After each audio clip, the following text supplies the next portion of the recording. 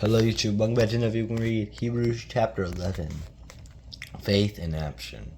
Let's get into it. Now faith is confidence in what we hope for and assurance about what we do not see.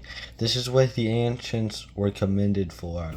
By faith we understand that the universe was formed at God's command so that it was not made out of what was visible.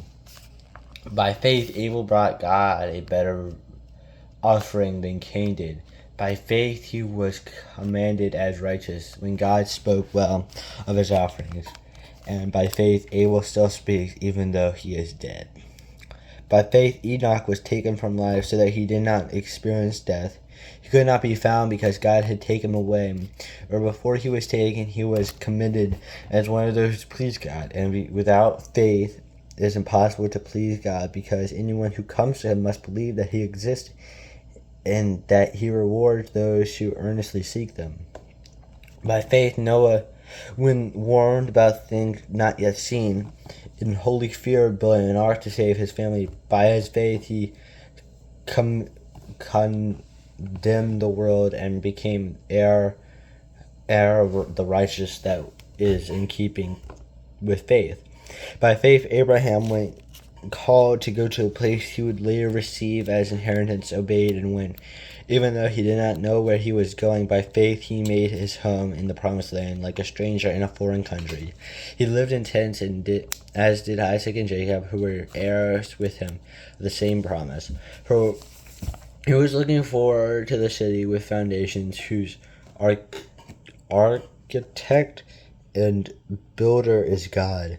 And by faith even Sarah, who was past childbearing age, was enabled to bear children because she considered him faithful who had made the promise. And so from this one man, and he as good as dead, came descendants as numerous as the stars of the sky and as countless as the sand on the seashore. All the people were still not living by faith when they died. They did not receive the things promised. They only saw them and welcomed them from a distance, admitting that they were foreigners and strangers on the earth.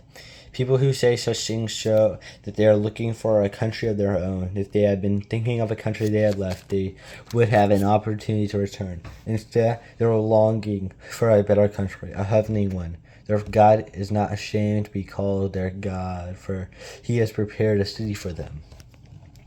By faith Abraham, when God tested him, offered Isaac as a sacrifice. He who had embraced the promise was about to sacrifice his one and only son, even though God had said to him, "It is through Isaac that your offspring will be reckoned."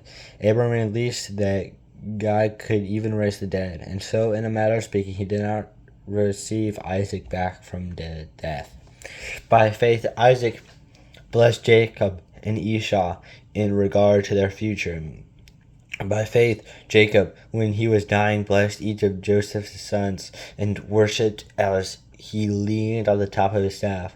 By faith Joseph, when his end was near, spoke about the exodus of Israelites from Egypt and gave instructions concerning the burial of his bones. By faith Moses' parents hid him for 3 months after he was born, because they saw he was no ordinary child, and that they were not afraid of the king's edict.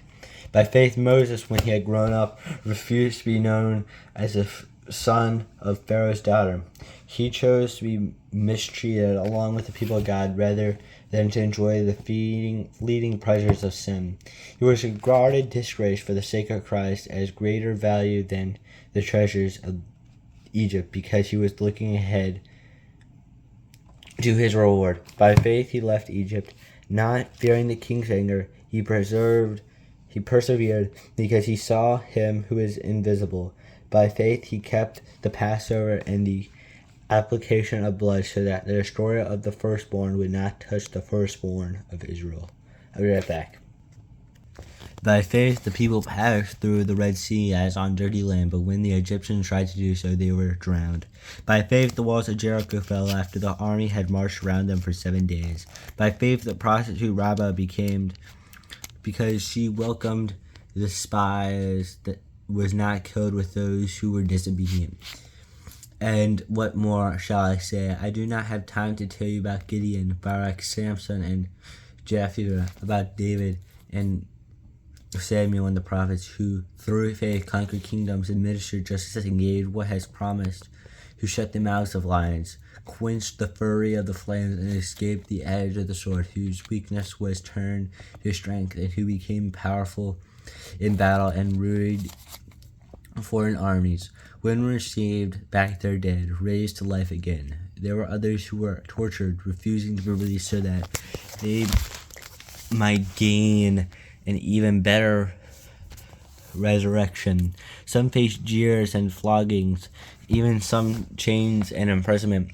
They were not put to death by stoning. They were sawed in two. They were killed by the sword. They went about in sheepskins and goatskins, destitute, persecuted, and mistreated. While the world was not worthy of them, they wandered in the desert and mountains, living in caves and in holes in the ground. These were all commended for their faith, yet none of them received what had been promised, since God had planned somewhat better for us, that only together with us they would be made perfect. I'm just going to read the rest of this. Therefore, since we are surrounded by such a great cloud of witnesses, let us throw off everything that hinders and the sin that so easily entangles, and let us run with the perseverance the race marked out for us, fixing our eyes on Jesus, the pioneer and perfecter of faith. For the joy set before him, he endured the cross, scorning its shame, and sat down at the right hand of the throne of God. Consider him who endured such oppression from sinners, so that you will not grow weary and lose heart. The word of the Lord, be Lord, thanks be Lord. Hope you have a great day. See you tomorrow.